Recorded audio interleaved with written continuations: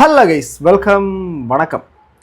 ഞാനിന്ന് ഒരു കപ്പിൾ അവരുടെ കുറച്ച് വീഡിയോസ് ഭയങ്കര വൈറലാണ്. ചിലപ്പോൾ നിങ്ങൾ എവിടെയെങ്കിലുമൊക്കെ ഇങ്ങനെ തോണ്ടി പോയ സമയത്ത് ഇൻസ്റ്റാഗ്രാമിനകത്തോ യൂട്യൂബ് ഷോർട്സിനകത്തോ കണ്ടിട്ടുണ്ടാകാനുള്ള സാധ്യത വളരെ കൂടുതലാണ്. അപ്പോൾ എന്താണ് അവരുടെ സ്പെഷ്യാലിറ്റി എന്നുള്ള കാര്യം വീഡിയോ കണ്ടു തന്നെ മനസ്സിലാക്കുക. അതിനോടുള്ള നിങ്ങളുടെ അഭിപ്രായവും താഴെ കമൻറ്റ് ബോക്സിൽ പങ്കുവയ്ക്കുക. അതോടൊപ്പം തന്നെ അവർ മിസ്ലീഡ് ചെയ്തു പ്രചരിപ്പിക്കാൻ ശ്രമിച്ചൊരു വീഡിയോ അത് മറ്റൊരു റിയാക്ഷൻ വന്നു. ആ ഒരു റിയാക്ഷൻ നമുക്ക് നോക്കാം. അതിനുശേഷം ഇവരുടെ ഒരു ഇൻ്റർവ്യൂ വന്നു, അതിനെ നമുക്ക് നോക്കാം. അതിനുശേഷം ഇവരുടെ കുറച്ച് വീഡിയോസ് നിങ്ങളെ ഞാൻ കാണിച്ചു തരാം. ഇതിൻ്റെ ക്രിയേറ്റേഴ്സ് കാണുവാണെങ്കിൽ നിങ്ങൾ അവസാനം വരെ കാണണം. എന്താണ് ഞാൻ പറയുന്നതെന്നും കൂടെ കേൾക്കാൻ തയ്യാറാവണമെന്ന് മാത്രമേ ഉള്ളൂ. റിക്വസ്റ്റാണ്, ദാറ്റ്സ് ഓൾ, ഫൈൻ. അപ്പോൾ നമുക്ക് നേരെ അവരെന്താണ് അവരുടെ വീഡിയോ എന്നുള്ളത് നോക്കാം. അവർ മിസ്ലീഡ് ചെയ്യാൻ ശ്രമിച്ച വീഡിയോ ഇത് കാണുന്ന സ്ത്രീകൾക്ക് ഇതിനെക്കുറിച്ച് അഭിപ്രായം പറയാം. സ്ത്രീകൾക്കല്ല, എല്ലാവർക്കും അഭിപ്രായം പറയാൻ പറ്റും. നിങ്ങൾ ഈ ഒരു വീഡിയോ കണ്ടോ? ശരിക്കും IPL യൂസ് ചെയ്യേണ്ടത് 12 മണിക്കൂറിനുള്ളിൽ അല്ലെങ്കിൽ 72 മണിക്കൂറിനുള്ളിൽ നിങ്ങൾ അൺപ്രൊട്ടക്റ്റഡ് ആയിട്ടൊരു സെക്സിൽ ഏർപ്പെട്ടിട്ടുണ്ടെങ്കിൽ, അതായത് ആ വീഡിയോ കാണിക്കുന്നതിൻ്റെ ഇതിലൂടെ പെട്ടെന്ന് പറഞ്ഞു പോകുന്ന വെച്ചാൽ അവർ തമ്മിൽ ഫിസിക്കൽ കോണ്ടാക്റ്റിൽ ഏർപ്പെട്ടതിന് ശേഷം അടുത്ത നിമിഷം തന്നെ നമ്മുടെ യൂറിന് ടെസ്റ്റ് ചെയ്ത് നോക്കിയ സമയത്ത് പ്രഗ്നൻ്റ് ആണെന്ന് മനസ്സിലാക്കി. അതിനുശേഷം ആ സമയത്ത് തന്നെ IPL കഴിക്കാൻ വേണ്ടിയിട്ട് പോകുന്നു. എന്തൊരു വിരോധാഭാസമാണ്. ഓക്കെ, അതിനെക്കുറിച്ചാണ് ഈ റിയാക്ഷൻ വന്നിരിക്കുന്നത്. അല്ലെങ്കിൽ നിങ്ങളെ കോൺട്രാസെപ്റ്റീവ് മെത്തേഡ് ഫെയിലർ ആയിട്ടുണ്ടെങ്കിലോ യൂസ് ചെയ്യേണ്ട ഒരു പില്ലാണ്. അതൊരു ഡോക്ടറെ റെക്കമെൻഡേഷനോട് കൂടി മാത്രം കഴിക്കേണ്ടതാണ്. കാരണം അത് സൈഡ് എഫക്റ്റ് ഒരുപാടുണ്ട്. ചിലപ്പം ഛർദി, അല്ലെങ്കിൽ ഭയങ്കര ക്ഷീണം, ഡയറിയ, മൂത്രത്തിലൂടെ ബ്ലഡ് വരും, അങ്ങനെ ഒരുപാട് സൈഡ് എഫക്ട്സ് ഒക്കെ ഉള്ള ഒരു സംഭവമാണ്. പിന്നെന്ന് പറഞ്ഞിട്ടുണ്ടെങ്കിൽ ആള് പ്രഗ്നൻസി ഒരു യൂറിൻ ടെസ്റ്റ് ചെയ്ത് 2 ലൈനും കാണണമെങ്കിൽ കുറേ ഡേയ്സ് കഴിയും. അത് കഴിഞ്ഞ് ഒരുപാട് ഡേയ്സ് കഴിയും, 8 10 അല്ലെങ്കിൽ അടുത്ത പീരീഡ്സ് ആയില്ല എന്നൊക്കെ അറിയുമ്പോഴായിരിക്കും ചെയ്യുക. അപ്പം IPL കഴിച്ചാൽ മതിയോ? പോരാല്ലേ? ഇതൊരു മിസ്ലീഡിങ് വീഡിയോ ആയതുകൊണ്ടാണ് കേട്ടോ ഷെയർ ചെയ്തത്. ഇതിപ്പോൾ സ്പാർക്ക് ശിശിര വിജയൻ എന്ന് പറയുന്ന ഇൻസ്റ്റഗ്രാമിൻ്റെ അകത്തും യൂട്യൂബിൻ്റെ അകത്തൊക്കെ വീഡിയോ ചെയ്യുന്ന ക്രിയേറ്ററാണ് ഈ ഒരു സാധനം റിയാക്ട് ചെയ്തിരിക്കുന്നത്. ഇതിനകത്ത് പറഞ്ഞിരിക്കുന്ന ഈ കോണ്ടന്റ് എന്ന് വെച്ചാൽ സബ്ജക്റ്റ് ഭയങ്കര മിസ്ലീഡിംഗ് ആണ്. അതായത് അവർ തമ്മിൽ ഒരു ഫിസിക്കൽ റിലേഷൻഷിപ്പിൽ ഏർപ്പെട്ടതിന് ശേഷം ഉടനെ തന്നെ മറ്റേ ഈ കുട്ടി ഉണ്ടായോ നോക്കുന്നു. അപ്പം തന്നെ അറിയുന്നു പ്രഗ്നൻ്റ് ആണെന്ന് അറിയുന്നു. ഉടനെ തന്നെ കോണ്ടം വർക്ക് ചെയ്തിട്ടില്ല എന്നുള്ളൊരു ടെൻഷൻ കാരണം ഉടനെ തന്നെ IPL വാങ്ങി കൊടുക്കുന്നു. എനിക്ക് മനസ്സിലാവുന്നില്ല എന്താണെന്ന്. അപ്പോൾ ഇങ്ങനെ നോക്കിയപ്പോഴാണ് ഇവരുടെ കുറച്ച് കോണ്ടന്റ് കാര്യങ്ങൾ കണ്ടത്. പിന്നെ ഇൻ്റർവ്യൂ ഉണ്ട്. ഓക്കെ, ഇവരുടെ ഒരെണ്ണം മാത്രം ഞാൻ കാണിച്ചു തരാം. ഒന്ന് മാത്രമേ കാണിക്കുന്നുള്ളൂ. ബാക്കി നിങ്ങൾ വേണമെങ്കിൽ കണ്ടു നോക്കൂ.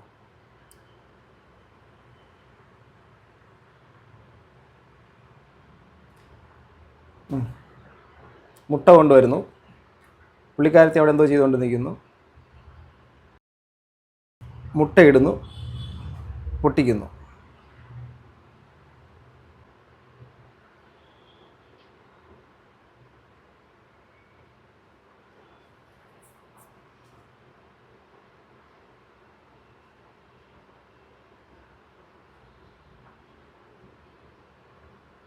ഓക്കെ, പകരത്തിന് പകരം ചെയ്തു. എൻ്റെ കമൻറ്റ് ബോക്സ് ഒന്ന് ജസ്റ്റ് തുറന്ന് നോക്കട്ടെ, വെറുതെ ഒരു രസം. എപ്പോഴും ചന്തിപ്പിടുത്തം മാത്രമേ ഉള്ളൂ. ജോമിയ നിർമ്മൽ നെഗറ്റീവ് കമൻറ്റ്സ് കണ്ടിട്ടുണ്ട്. ഓക്കെ, ഇഷ്ടപ്പെട്ടു തുടങ്ങി എന്നൊക്കെ പറഞ്ഞു. ഓക്കെ, അവരെ ഇഷ്ടപ്പെടുന്നവരും കുറേ അനാട്ടമി വിട്ടൊരു കളിയില്ല, ഇതുപോലൊക്കെ അടിക്കണോ, ഇങ്ങനെ അടിച്ചാൽ ആൾ തട്ടിപ്പോവില്ലേ എന്നൊക്കെയുള്ള ചോദ്യം. സോ ഇതിനകത്ത് ഇപ്പോൾ ഇത് വിദേശ രാജ്യങ്ങളടക്കം ഒരുപാട് ചാനലുകളും മറ്റുള്ള ആൾക്കാരും ചെയ്യുന്ന കാര്യങ്ങൾ തന്നെയാണ്. ഇന്ത്യയിലും ഉണ്ട്. വടക്കേ ഇന്ത്യയിലോട്ടുള്ള പല സ്ഥലങ്ങളിലും ഇങ്ങനെയൊക്കെയുള്ള കോണ്ടന്റ് ക്രിയേറ്റേഴ്സൊക്കെ ഉണ്ട്.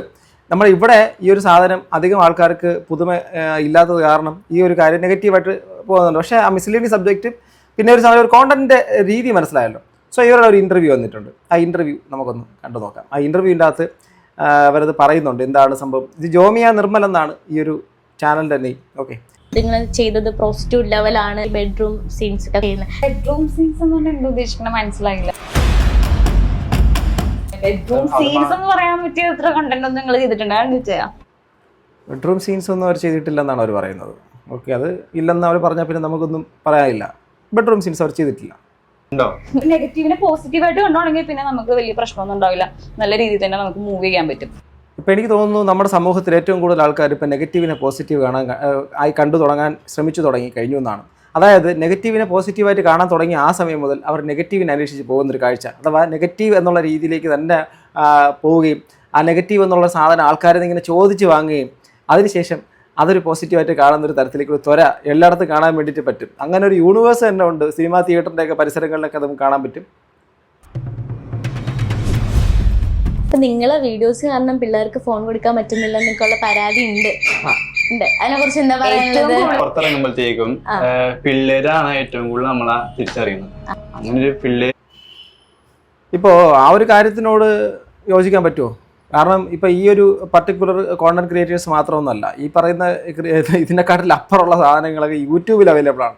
അവരത് വെച്ച് നോക്കുമ്പോഴേക്കൊക്കെ അത്രത്തോളമൊന്നുമില്ല. പക്ഷേ അവർക്ക് ഞാൻ നോക്കിയിടത്തോളം നല്ല കഴിവുള്ള രണ്ട് പേരാണ് ഈ കപ്പിൾ. ഇവർ ഭയങ്കര കഴിവുള്ളവരാണ്, സീരിയസ്ലി നല്ല കഴിവുള്ള ആൾക്കാരാണ്. അവർക്ക് വേണമെങ്കിൽ ഈ ഒരു ട്രാക്ക് മാറ്റി പിടിച്ചിട്ട് മറ്റെന്തെങ്കിലും ടൈപ്പ് ഓഫ് വീഡിയോസ് ചെയ്തിട്ടുണ്ടെങ്കിൽ, ഞാൻ പറയുന്നത് ഒരു സജഷൻ മാത്രമാണ്, ഒരിക്കലും അങ്ങനെ ചെയ്യണമെന്നല്ല, എല്ലാ തരത്തിലുള്ള കോണ്ടന്റ് ക്രിയേറ്റേഴ്സിനും ചെയ്യാൻ വേണ്ടിയിട്ട് പറ്റും. ആൾക്കാർക്ക് വെറുപ്പുണ്ടാക്കുക അവർ തന്നെ പറയുന്നതൊക്കെ നെഗറ്റീവ് പോസിറ്റീവ് ആണെന്ന്. അപ്പോൾ പിന്നെ നമുക്ക് അതിനെക്കുറിച്ചൊന്നും പറയാനില്ല. അപ്പം മറ്റെന്തെങ്കിലും തരത്തിൽ കുറച്ചുകൂടെ ഇവർ വളരെയധികം എൻഗേജ്ഡ് ആയിട്ട് നിർത്തുന്ന രീതിയിലേക്കുള്ള കോണ്ടന്റ് ക്രിയേറ്റ് ചെയ്യാൻ തുടങ്ങിയിട്ടുണ്ടെങ്കിൽ സീരിയസ്ലി ഇവർ നല്ല റീച്ച് ആവാൻ സാധ്യതയുള്ളൊരു ക്രിയേറ്റേഴ്സ് എന്നാണ് എനിക്ക് പറയാനുള്ളത്.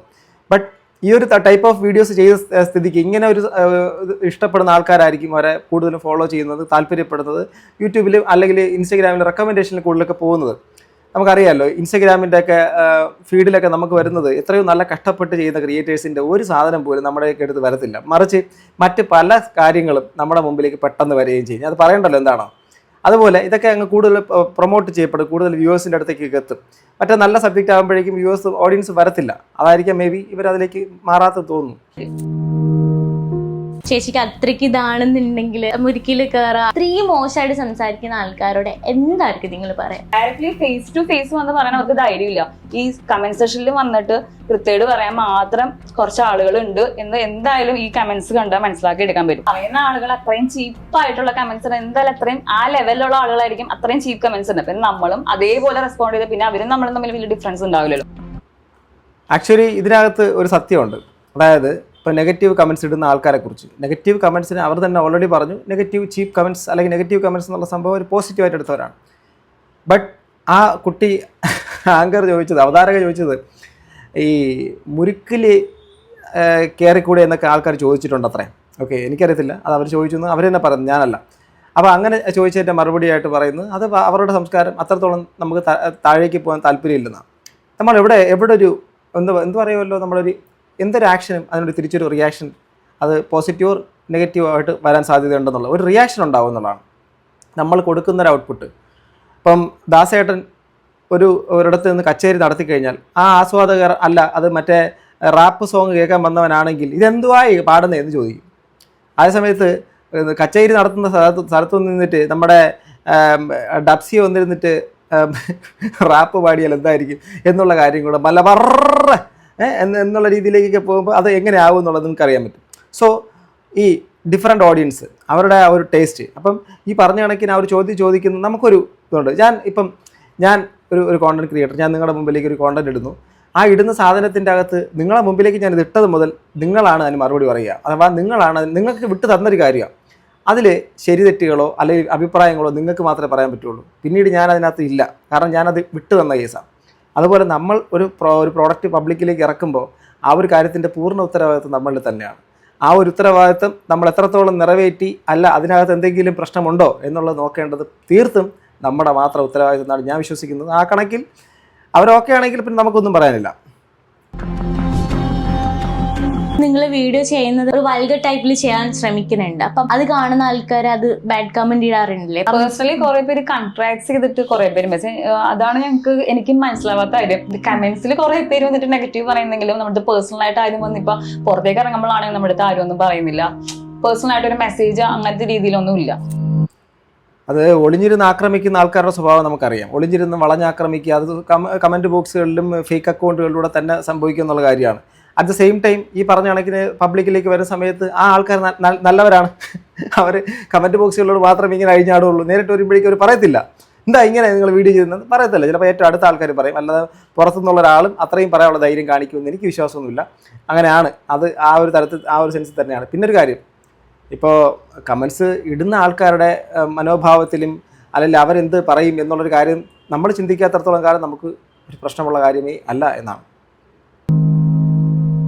എങ്കിലും ഒരു കമന്റ് കണ്ട് നിങ്ങൾക്ക് ദേഷ്യം വന്നിട്ടുണ്ടോ? പിള്ളേരെ വരെ മോശമായിട്ട് പറഞ്ഞിട്ടുണ്ട്. എനിക്ക് സങ്കടം വന്നിട്ടുണ്ട്. കുഞ്ഞുങ്ങളെ പറയാൻ നേരത്ത് പൊതുവിലെ പാരന്റ്സിന് നമുക്കൊരു ഉള്ളിലൊരു സങ്കടം. കമന്റ്സ് വായിക്കാൻ തുടങ്ങുന്നുണ്ടെങ്കിൽ നമുക്ക് വീഡിയോ ചെയ്യാനുള്ള ആ മോട്ടിവേഷൻ അങ്ങോട്ട് ഇല്ലാണ്ടാകും. സോ ഒരു പരിധി ഞങ്ങൾ അത് അവോയ്ഡ് ചെയ്തിട്ട് പോസിറ്റീവായിട്ട് തന്നെ മുന്നോട്ട് പോകാമെന്ന് ഞങ്ങൾ പരസ്പരം എടുത്തൊരു ഡിസിഷനിലാണ് അത് മുന്നേ. അപ്പൊ കുറെ പേര് ഇപ്പൊ ചോദിക്കാറുണ്ട്, ഇപ്പം കുട്ടികളെ പറയുന്ന ആരാണ്, ഞാനും അതിനെതിരെ തന്നെയാണ്. കാരണം കുട്ടികളെക്കെതിരാണ്. വീട്ടിലിരിക്കുന്ന കുട്ടികളെയോ മറ്റുള്ള ആൾക്കാരെയോ ഒന്നും പറയാൻ ഒരു തരത്തിലും ആർക്കും ഒരു അവകാശം, ഒരു യോഗ്യതയില്ല, ആർക്കുമില്ല.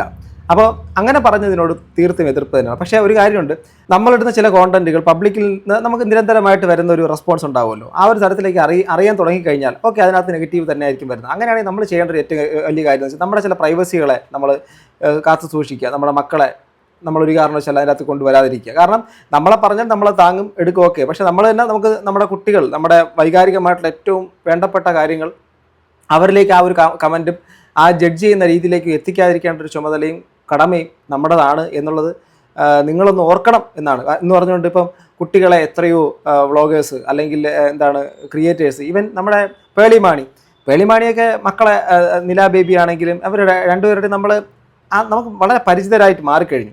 ഇതുപോലെ എത്രയോ കുടുംബങ്ങളിൽ കുട്ടികൾ ഇങ്ങനെ കാണുന്നു. സോ അവിടുത്തെ ഒരു കോണ്ടന്റിൻ്റെ സ്ട്രക്ചർ വരെയാണ്. പേളിമാനിയുടെ കണ്ടന്റ് നമുക്കൊരിക്കലും ഇതുമായിട്ട് കണക്ട് ചെയ്യാൻ പറ്റത്തില്ല. ഞാൻ എന്ന് പറഞ്ഞുകൊണ്ട് ഇവർ മോശക്കാരാക്കി പറയാനേ തയ്യാറല്ല. അവരുടെ കോണ്ടന്റിൻ്റെ സ്റ്റൈൽ എങ്ങനെ വേണമെന്ന് അവരാണ് ഡിസൈഡ് ചെയ്യുന്നത്. പക്ഷേ ഞാൻ പറഞ്ഞത് ഡിഫറൻസ് രണ്ടിനും രണ്ട് തരത്തിലാണ്. അപ്പം അങ്ങനെ ഒരു തരത്തിലേക്ക് വരുന്ന സമയത്ത് സമൂഹത്തിൻ്റെ ജഡ്ജിങ് നടക്കുന്ന തരത്തിലേക്കുള്ളൊരു കോണ്ടന്റുകൾ നിങ്ങളിടുമ്പോൾ നിങ്ങൾക്ക് അത് ഈ പറഞ്ഞ കണക്കിന് അതിനെ ജസ്റ്റ് ഇഗ്നോർ ചെയ്യുക. അതർവൈസ് മോശമായിട്ട് അത്രയും പറയുന്നവർക്കെതിരെ വേണമെങ്കിൽ കംപ്ലൈൻറ്റ് കൊടുക്കുക എന്നുള്ള കാര്യം മാത്രമേ എനിക്ക് പറയാനുള്ളൂ.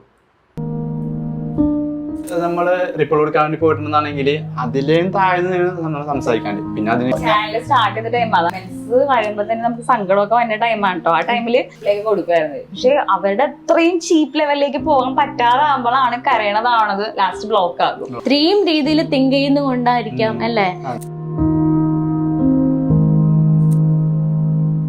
ഫസ്റ്റ് ടൈമിലൊക്കെ കരയും, ഞാൻ തല്ലുടിക്കുക അങ്ങനെയൊക്കെ ഉണ്ടായിട്ടുണ്ട്. അത്യാവശ്യം ചില കമന്റ്സ് കാണുമ്പോൾ നമുക്ക് ഭയങ്കര സങ്കടം വന്നിട്ടുണ്ട്. ആ ഒരു സങ്കടത്തിൽ നിന്നാണ് നമ്മൾ ബോൾഡായിട്ട് ഇത് പോസിറ്റീവായിട്ട് കണ്ടു തുടങ്ങിയത്. ആക്ച്വലി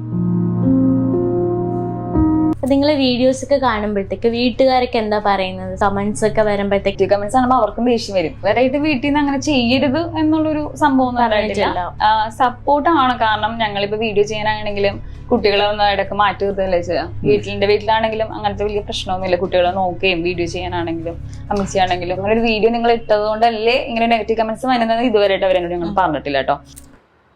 ഇപ്പോൾ അവർ പറയുന്നു അവരുടെ വീഡിയോസ് അങ്ങനെ ഇട്ടത് കൊണ്ട് നെഗറ്റീവ് കമൻറ്റ്സ് അങ്ങനെ നല്ലെന്ന് ആൾക്കാർ പറയുന്നു, അല്ലെങ്കിൽ അവരുടെ കുടുംബത്തിലുള്ള ആൾക്കാരൊക്കെ പറയുന്നു. ഓക്കെ, അതൊക്കെ നമുക്ക് അപ് ടു ദം. അപ്പോൾ നിങ്ങൾക്ക് ഇതിനെക്കുറിച്ച് എന്താണ് പറയാനുള്ളത് കൂടെ നിങ്ങൾ താഴെ കമൻറ്റ് ചെയ്യുക. ഇനി അതിൻ്റെ ഈ ഒരു ഇൻ്റർവ്യൂ ഇപ്പോൾ 8 ദിവസത്തിന് മുമ്പ് അപ്ലോഡ് ചെയ്യപ്പെട്ട ഇൻ്റർവ്യൂ മഴവിൽ കേരളത്തിൽ. അപ്പോൾ അതിൻ്റെ കമൻറ്റ് ബോക്സ് നോക്കാം. ഇത്രയും നിലവാരമില്ലാത്ത യൂട്യൂബേഴ്സ് എന്നാണ് ഫസ്റ്റ് കമൻറ്റ്. ഒരു ഡിസ്ലൈക്ക് കൊടുത്തേക്കുവാണ്. ഇവരുടെ വീഡിയോ ആരും കാണാതിരിക്കുക, നിങ്ങളുടെ കുട്ടികളെ കാണിക്കാതിരിക്കുക എന്നൊക്കെ അഡ്വൈസ് ചെയ്തു. Okay, after seeing this video I understood they are strong and genuine couple. Okay, അവരെ ഇഷ്ടപ്പെടുന്നവരുണ്ട്. For making money doing anything no shame. Okay, വളിപ്പ് ടീം, ക്യാഷിന് വേണ്ടി ഏത് തറ ലെവലിലോട്ടും പോകുന്ന ഒരേ ഒരു കപ്പിൾസ്, കച്ചറ ഫാമിലി എന്നൊക്കെയാണ് കമൻറ്റുകൾ. ബട്ട് നിങ്ങൾ ചെയ്യുന്ന വീഡിയോ മാന്യമായിട്ട് ചെയ്താൽ ഒരു പ്രോബ്ലം ഇല്ല. ഇപ്പോഴുള്ള പിള്ളേർ ഇതൊക്കെ അല്ലേ കണ്ട് പഠിക്കുന്നത്. പ്രൈവസി പോലെയുള്ള കാര്യങ്ങൾ എന്തിനാ മറ്റുള്ളവരെ കാണാൻ ഇടുന്നത്? നിങ്ങളുടെ പാരൻസൊക്കെ ഇത് കാണുന്നതല്ലേ? അങ്ങനെ എങ്കിലും തിങ്ക് ചെയ്യുന്ന നല്ല വീഡിയോസ് ഇടൂ. അപ്പോൾ എല്ലാവരും സപ്പോർട്ട് ചെയ്യും. എന്ത് പാടോ എന്നൊക്കെ ചോദിക്കുന്നു. ഒരേ ഒരു പോസിറ്റീവ് കമൻറ്റ്സ്, ബാക്കി മൊത്തം നെഗറ്റീവ് കമൻറ്റ്സ് ആണ്. സോ നമ്മളത് വെച്ചിട്ട് ജഡ്ജ് ചെയ്യാൻ നിൽക്കേണ്ട. നിങ്ങൾ അവരുടെ ചാനൽ പോയി നോക്കിയിട്ട് നിങ്ങൾക്ക് ഇഷ്ടപ്പെടുവാണെങ്കിൽ മാത്രം അതൊക്കെ കണ്ടു നോക്കുക, അല്ലെങ്കിൽ വിട്ടേക്ക്. ജോമി ആൻഡ് നിർമ്മൽ എന്ന് പറഞ്ഞാൽ അവരുടെ പ്രണയ വിവാഹമൊക്കെ ആണ്. ഓക്കെ, പ്രണയിച്ചിട്ട് വിവാഹം കഴിച്ചവരാണ്, കുഞ്ഞ് ഉണ്ട് എന്ന് മനസ്സിലാക്കാൻ പറ്റി. അപ്പോൾ അവരുടെ കോണ്ടൻറ്റ് സ്ട്രക്ചർ മറ്റുള്ള കാര്യങ്ങൾ നമ്മൾ തുടങ്ങിയെന്ന് വെച്ച് കഴിഞ്ഞാൽ ഒരു മിസ്ലീനിങ് വീഡിയോ. ഇപ്പം സ്പാർക്ക് ശിശിര പുള്ളിക്കാരത്തി ഭയങ്കരമായിട്ട് ഈ സെക്സ് എഡ്യൂക്കേഷൻ പോലുള്ള കാര്യങ്ങളുടെ വീഡിയോസൊക്കെ എടുക്കുന്ന ഒരു ചാനലാണ്. അപ്പോൾ അത് ഇങ്ങനെ വളരെ റിലവൻ്റ് ആയിട്ടുള്ള ടോപ്പിക്സൊക്കെ അവർ ഡിസ്കസ് ചെയ്ത് പോകുന്നതൊക്കെ കാണാറുണ്ട്. ഓക്കെ, അപ്പോൾ അങ്ങനെ കണ്ടതാണ് ഈ ഒരു സാധനത്തിന് ഈ ഒരു സംഭവം റിയാക്ട് ചെയ്യുന്നത്. അങ്ങനെയാണ് ഞാൻ ഇവരാരാണെന്ന് തിരക്കുകയും അല്ലെങ്കിൽ ഇതിലേക്ക് എത്തുകയും ഈ വീഡിയോ റിയാക്ട് ചെയ്യുകയും ചെയ്തത്. പലപ്പോഴും നിങ്ങൾ ചോദിക്കാറുണ്ട് ഇവരാരാന്നുള്ളത്. ഏതാണ്ട് ഇവരുടെ ഈ ഫാൻസ് ഫോളോവേഴ്സ് എന്നുള്ള സംഭവം നിങ്ങൾ ചിന്തിക്കുന്നതിലും അപ്പുറമാണ്. ഏതാണ്ട് 3 മില്യണോളം ഒക്കെ ഉണ്ട്. 3 മില്യൺ ഫോളോവേഴ്സോ 2 മില്യൺ സബ്സ്ക്രൈബേഴ്സ് എന്തൊക്കെ ഉണ്ട്, ഏതാണ്ട് 3 മില്യൺ ഫോളോവേഴ്സുള്ള വളരെ വലിയൊരു വിശാലമായ ഒരു യൂട്യൂബേഴ്സാണ് അവർ. ഓക്കെ, ജോമിയ ആൻഡ് നിർമ്മൽ എന്നാണ് പേര്. സോ നിങ്ങളുടെ അഭിപ്രായം താഴെ കമന്റ് ബോക്സിൽ രേഖപ്പെടുത്താം. അടുത്തൊരു വീഡിയോ വീണ്ടും കാണുന്നത് ഗൈസ്. ബൈ.